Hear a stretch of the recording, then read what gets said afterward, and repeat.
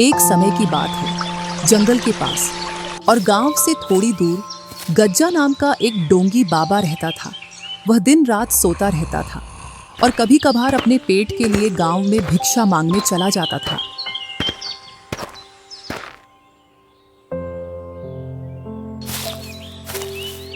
अरे, आज फिर से सूखी रोटी और दाल मिली है, जबकि गांव के कई घरों से पकवान की खुशबू आ रही थी। गांव वाले कभी साधु संत का सत्कार करना नहीं जानते। ऐसे ही गुनगुनाते हुए गज्जा अपनी कोठरी के पास पहुंच जाता है। वहीं रूखी सूखी रोटी खाकर वह सो जाता है।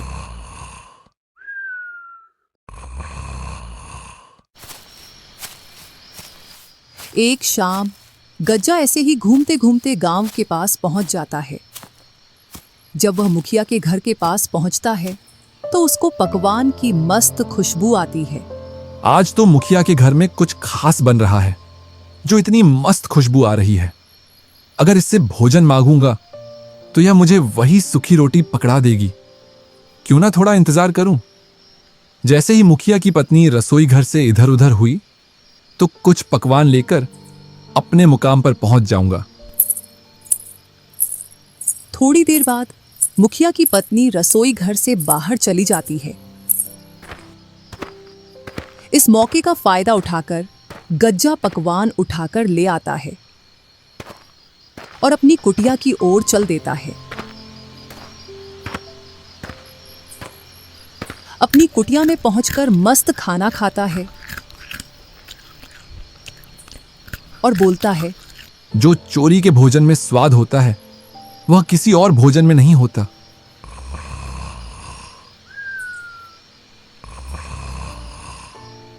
ऐसे ही वह हर शाम गांव में जाता और अपनी भोजन की व्यवस्था करके आ जाता।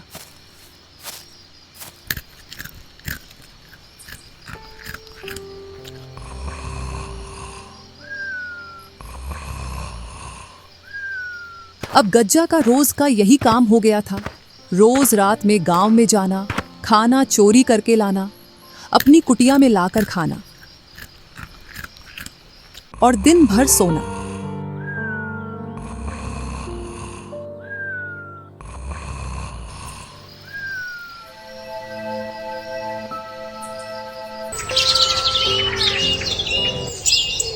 एक दिन गज्जा के दो चेले कल्लू और भूरा गज्जा के पास आते हैं।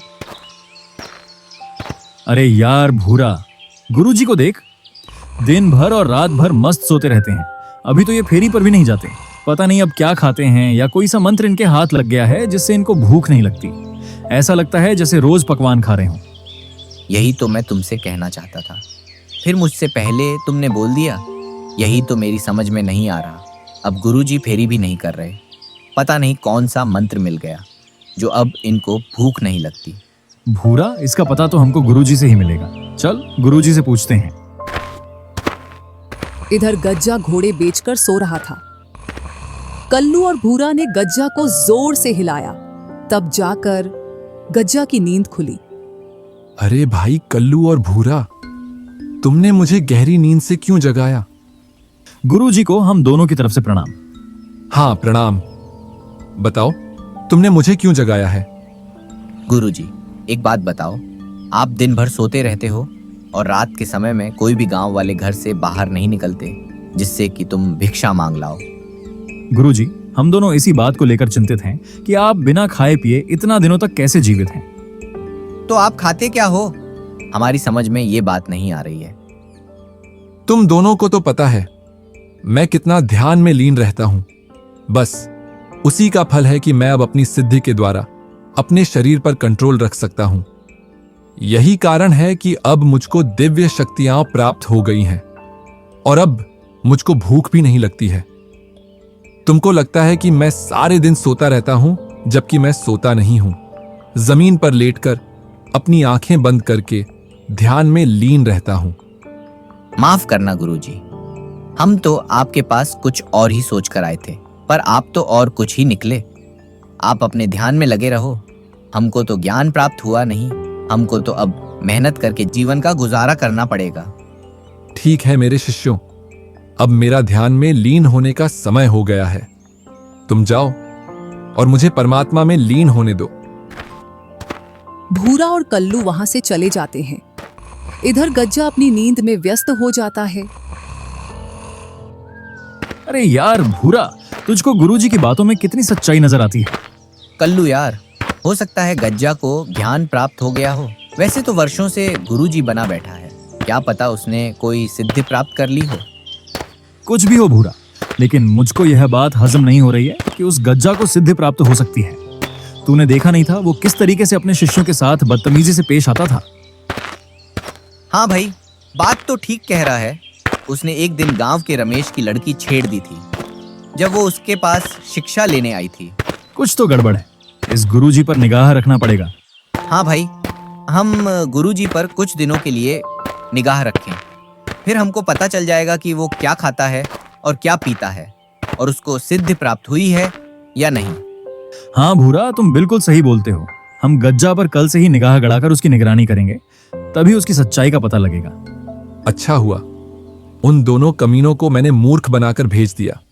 अगर मेरी सच्चाई जान जाते तो ये मुझसे पहले गांव में पहुंच जाते और जिस भी घर में पकवान बनती तो वह चोरी करके ले आते या फिर गांव वालों के सामने मेरा भांडा फोड़ देते।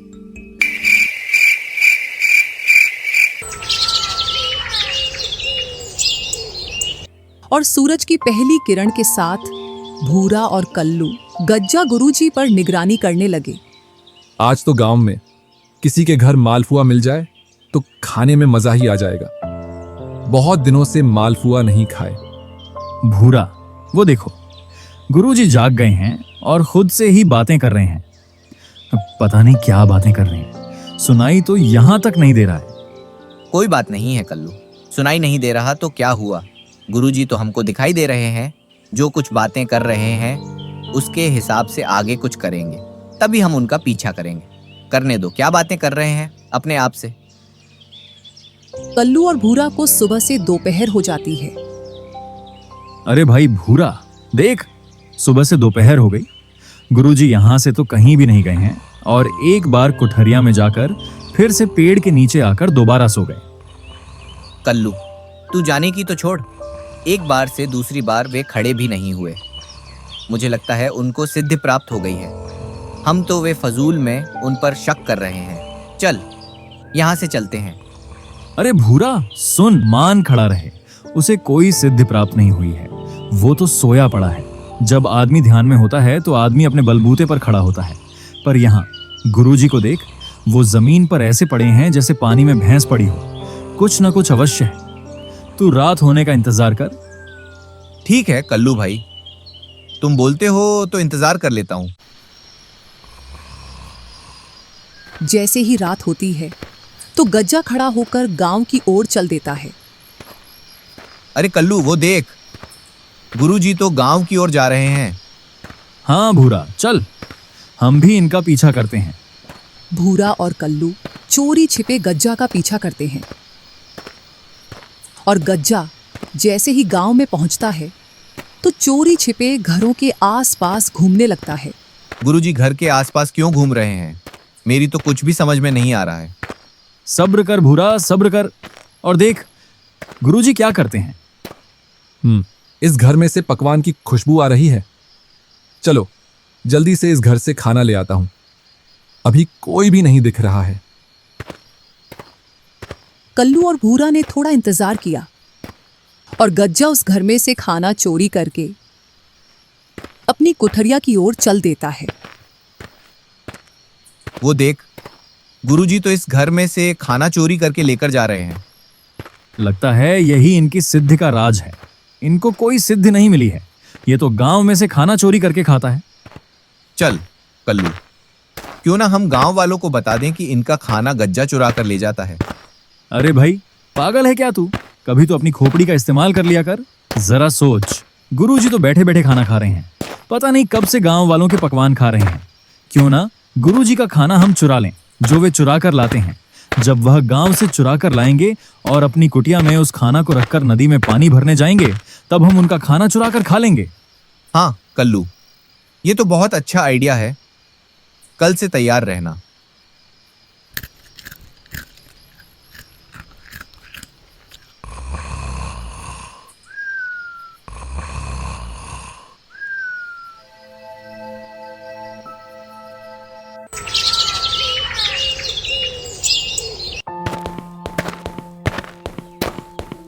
चल गज्जा, तेरी ड्यूटी का समय हो गया। कल का भोजन तो बहुत ही स्वादिष्ट था। मालपुआ खाने का मन कर रहा था तो मालपुआ मिल गए थे। आज भी कुछ स्वादिष्ट खाना मिलेगा। चल गज्जा, चल।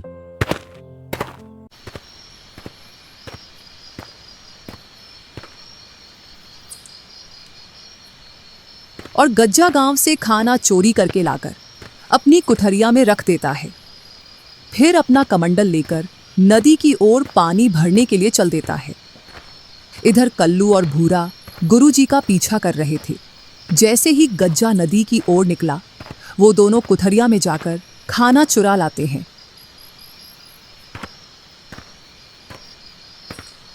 और दोनों जंगल में जाकर उस खाना को खाते हैं।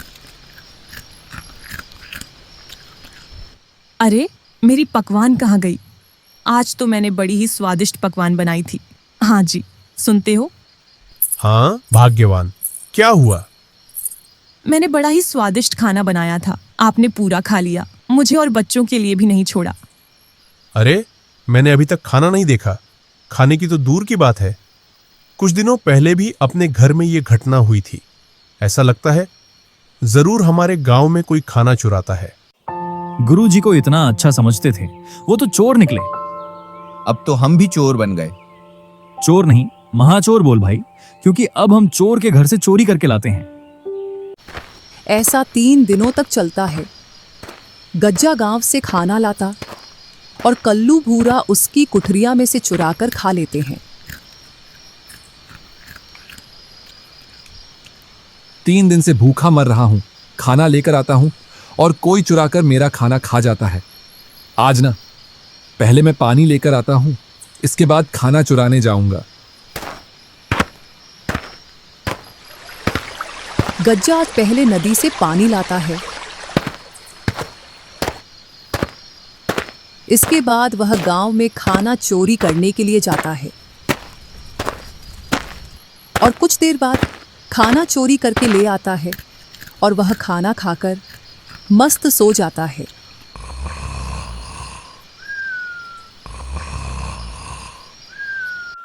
इधर गांव में इस बात का पता लग जाता है कि गांव में कोई खाना चुराता है। विशेषकर उस घर में खाना की चोरी होती है जिस घर में कुछ पकवान बना हो। उधर कल्लू और भूरा की 2 दिनों से दाल गल नहीं पा रही थी, तो दोनों सलाह बनाते हैं। यार भाई, कुछ तो करना पड़ेगा, नहीं तो मुफ्त का खाना नहीं मिल पाएगा। मेरे पास एक आइडिया है। क्यों ना हम गुरुजी को गांव वालों की आवाज से डराएं, जिससे गुरुजी अपना खाना छोड़कर अपनी कुटिया में चला जाएगा।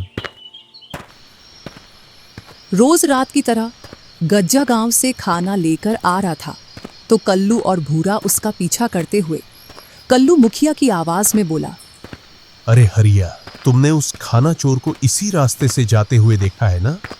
हाँ मालिक, खाने की खुशबू आ रही है। लगता है चोर यहीं कहीं आसपास है। इतना सुन गज्जा के रोंगटे खड़े हो गए। वह अपने मन में सोचता है, इस खाने को मैं इन झाड़ियों में छिपा देता हूं, जिससे यह मुखिया और उसका नौकर यहां से निकल जाए। गज्जा उस खाना को झाड़ियों में छिपाकर वहां से कुटिया की ओर चला जाता है। कल्लू, अपना आइडिया तो काम कर गया। ले भाई, जी भर के खाना खा। जल्दी खाना खाकर निकल चलो यहाँ से, नहीं तो गुरुजी आ जाएंगे।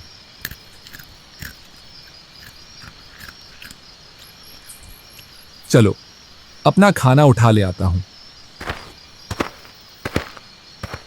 जब गज्जा वापस झाड़ियों में आकर देखता है तो उसको झाड़ियों में कुछ नहीं मिलता। जरूर मेरे साथ कोई खेल खेल रहा है। कहीं कल्लू और भूरा तो नहीं, क्योंकि वे दोनों ही सबसे बड़े शैतान हैं। चलो, जो भी है उसको सबक सिखाते हैं।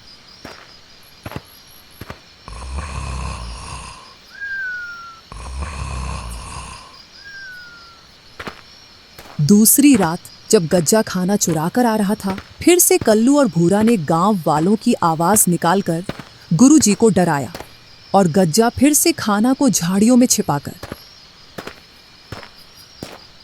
चलो, उस पेड़ के पीछे छिपकर देखता हूं कौन मेरे खाना को चुराता है। थोड़ी देर बाद गज्जा देखता है तो उसका मुंह खुला का खुला रह जाता है और वह बोलता है, कल्लू और भूरा, मैं बताता हूं गुरु क्या होता है।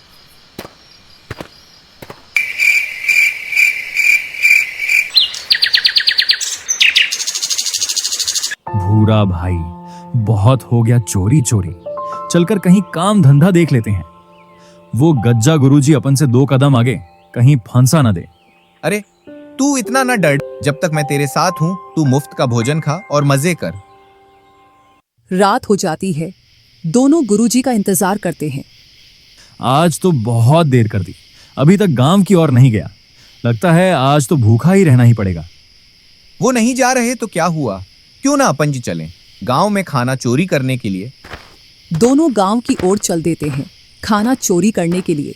जैसे ही वह खाना चुरा कर लाते हैं तो गज्जा एक पेड़ पर चढ़कर बैठ जाता है। जैसे ही वह दोनों उस पेड़ के पास आते हैं तो गज्जा बोलता है, कौन हो तुम और मेरे रास्ते पर क्या कर रहे हो? हम तो अपने अपने घर जा रहे हैं, और तुम कौन होते हमसे पूछने वाले? यह जंगल मेरा है और मैं इस जंगल का भूत राजा हूं। इतना सुन दोनों के रोंगटे खड़े हो जाते हैं, क्योंकि गांव वालों के मुंह से उन्होंने ऐसी कहानियां सुन रखी थी जो जंगल में भूतों के बारे में थी।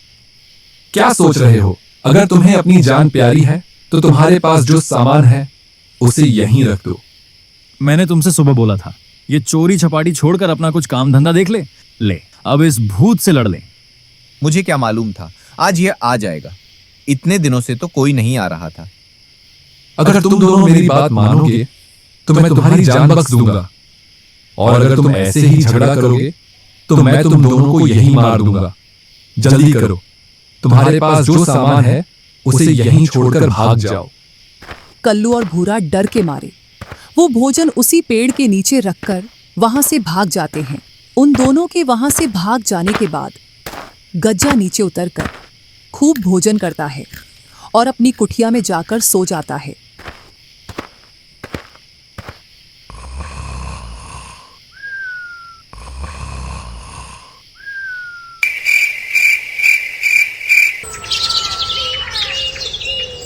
दूसरे दिन देख भाई कल्लू, गुरुजी कैसे आराम की नींद ले रहे हैं। अगर ये भूखे होते तो उठ उठ बैठते। मुझे तो लगता है इन्होंने ही कल हमें बेवकूफ बनाया है। इधर पूरे गांव में यह बात फैल गई थी कि घरों से खाना चोरी हो रहा है। मुखिया जी, लगता है आप इस घटना को महत्व नहीं दे रहे हैं। हाँ मुखिया जी, कभी मेरे घर से खाना चोरी हो रहा है, कभी इसके घर से। कल को तो और भी बड़ी चोरी हो सकती है। जल्द ही इस समस्या का हल निकालिए। हल तो एक ही है, हम सबको मिलकर रात में अपने आसपास निगरानी रखना पड़ेगा, और साथ ही आज कोई भी व्यक्ति अपने घर में पकवान नहीं बनाएगा। पकवान सिर्फ आज रमेश के घर में बनेगा, तभी हम उन लोगों को पकड़ पाएंगे। जी मुखिया जी। चलो, इसका भी पता लग जाएगा आज। हाँ भाई, जरूर, क्यों नहीं। जैसे ही रात होती है तो वे दोनों अपने काम में लग जाते हैं। इधर कुछ गांव वाले उनको देख लेते हैं। अभी इनका कुछ भी नहीं करना, इनको तो उनके अड्डे पर जाकर पकड़ेंगे। चलो, अपने मुकाम पर पहुंच जाता हूं। जरूर दोनों चेले भोजन की चोरी करने गए होंगे। जैसे ही वह दोनों भोजन चोरी करके गांव से बाहर आते हैं तो उनके पीछे गांव वाले और मुखिया लग जाते हैं। जैसे ही वह दोनों पेड़ के नीचे आते हैं तो फिर से उन्हें आवाज आती है। वह दोनों डर के मारे खाना उसी पेड़ के नीचे रख देते हैं और आगे बढ़ जाते हैं। उधर गांव वाले भी पास में छिप जाते हैं। रुक कल्लू, रुक। यहीं रुक कर देखते हैं कि कौन इस पेड़ से नीचे उतरकर अपना खाना खाता है। हाँ भाई। वह दोनों थोड़ी देर तक वहीं रुककर देखते हैं तो पेड़ से नीचे उतरते हुए गुरुजी दिखाई देते हैं। अपना शक सही निकला, हो ना हो गुरुजी ही होंगे। दोनों गज्जा के पास आकर बोले, वाह गुरुजी, आप तो ये बहुत अच्छा काम कर रहे हो। हम तो इतनी मेहनत से भोजन लेकर आए थे और आप हमको डराकर हमारा भोजन छीन कर खा रहे हो। तुमने भी तो यही किया था मेरे साथ, मेरे भोजन को चुरा कर खाया था। हाँ, तो वो कौन सा तुम्हारी मेहनत का था? तुम भी तो गांव से चुरा कर लाते थे। बस करो तुम दोनों, वरना मैं सभी गांव वालों को बता दूंगा कि तुम गांव से भोजन चुरा कर लाते हो। हाँ बता दो, हम भी बता देंगे कि जो पहले गुरु ने किया वही उनके चेलों ने किया। इतने में ही मुखिया और गांव वाले वहां आ जाते हैं और मुखिया बोलता है, हम ही आपके पास आ गए और हमें बताने की जरूरत नहीं है कि पहले कैसे गुरु हमारे भोजन को चुराता था और फिर बाद में कैसे उसके चेले भी हमारा भोजन चुराने लगे और गुरु और चेले एक दूसरे का भोजन चुराने लगे। अरे इतनी हेरा फेरी से कौन चोरी करता है? इसके लिए तो हमारे पास एक ही शब्द है, गुरु, चोर, चेला, महाचोर। चलो, तुम तीनों को सजा मिलेगी। पकड़ लो इनको और ले चलो गांव में, इन तीनों को।